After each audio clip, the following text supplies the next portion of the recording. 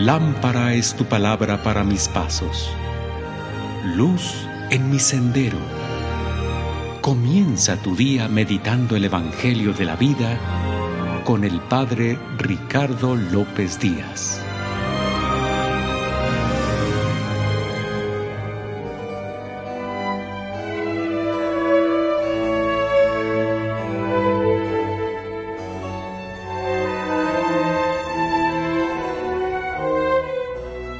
Hoy jueves 11 de septiembre, escuchemos el Santo Evangelio según San Lucas.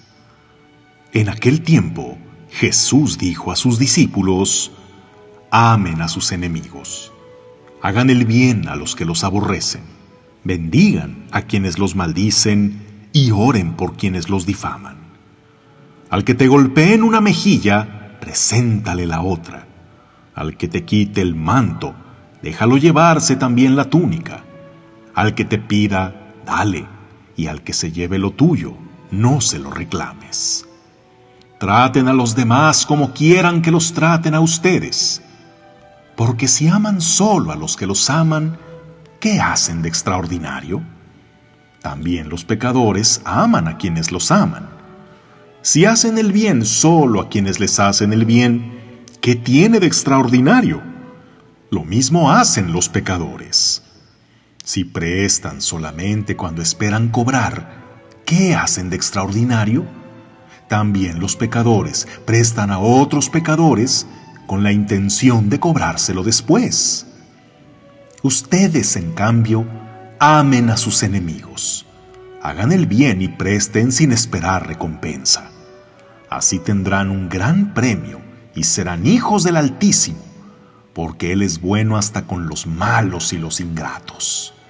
Sean misericordiosos, como su Padre es misericordioso. No juzguen y no serán juzgados.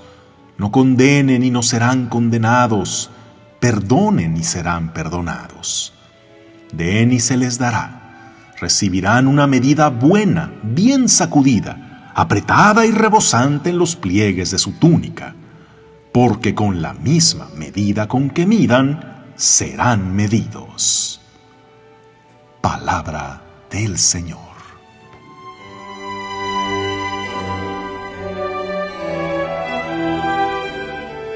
Disruptiva.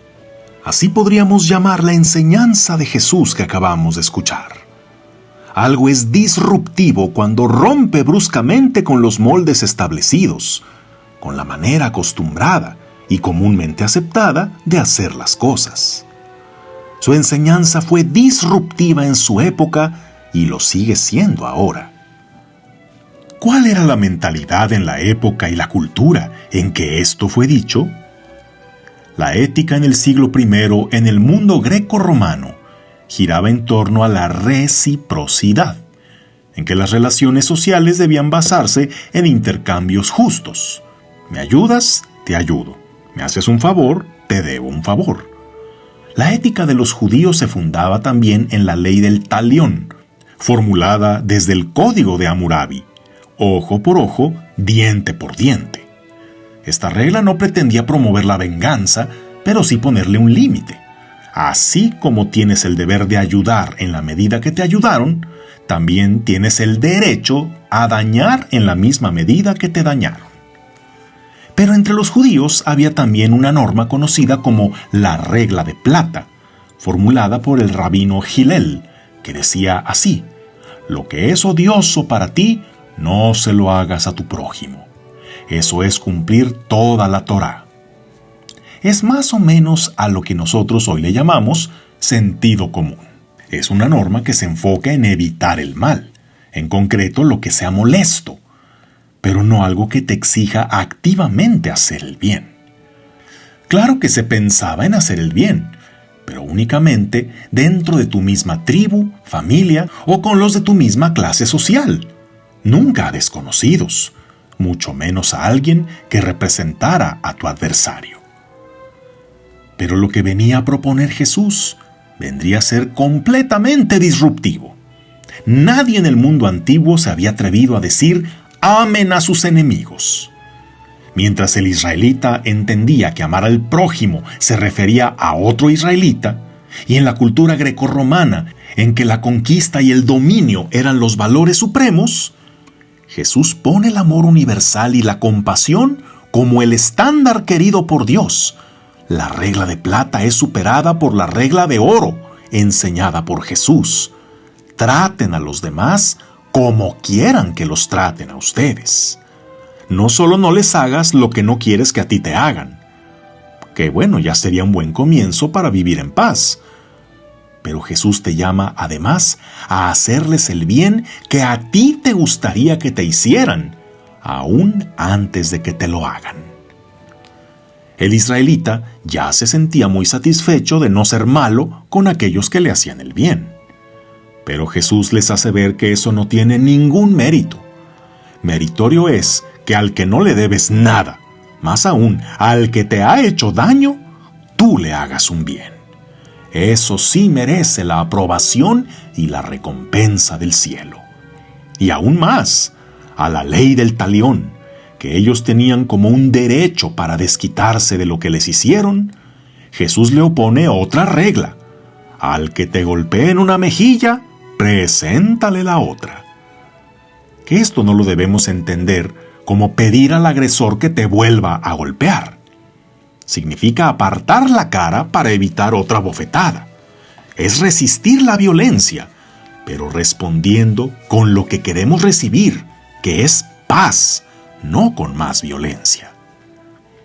El ideal de perfección en la cultura grecorromana era el que poseía más belleza, conocimiento, fuerza, poder y dominio por encima de los demás. En la cultura judía, perfecto era aquel que cumplía la ley al pie de la letra. Pero el estándar de perfección al que llama Jesús, porque en ello consiste la perfección de Dios, es la misericordia. El que más ame a su prójimo, el que perdone a sus enemigos, el que se compadezca ante el que sufre, el que ayude al que nada le debe y el que devuelve bien por mal, ese es perfecto a los ojos de Dios. Este mismo discurso, en el Evangelio de San Mateo, concluye con el llamado de Jesús a ser perfectos, como el Padre Celestial es perfecto. En esta versión de San Lucas, se sustituye el ser perfectos por el ser misericordiosos, para que entendamos qué tipo de perfección espera Dios de nosotros. Si la doctrina de Jesús era disruptiva para la mentalidad judía y grecorromana del siglo I, ¿seguirá siéndolo ahora para nosotros en el siglo XXI? Al parecer sí. Es muy contraria a la mentalidad capitalista, al racismo y al supremacismo, a la lógica comercial, al sistema de justicia, al relativismo moral, al estilo que modernos gurús, coaches e influencers proponen vivir hoy. En realidad, la enseñanza de Jesús nunca es que haya estado de moda o haya sido adoptada como sistema moral de un país. Vivirla será la elección de cada persona que se decida a ser su discípulo y esté dispuesto a ir por encima de sus tendencias egoístas. Y tú que te dices orgullosamente cristiano, ¿de verdad harías o has hecho lo que Jesús enseña? Que no nos baste con ser buenas personas. Hay que ser disruptivos, como Jesús lo fue en aquel tiempo y nos llama a hacerlo ahora. Que tengas un día lleno de bendiciones.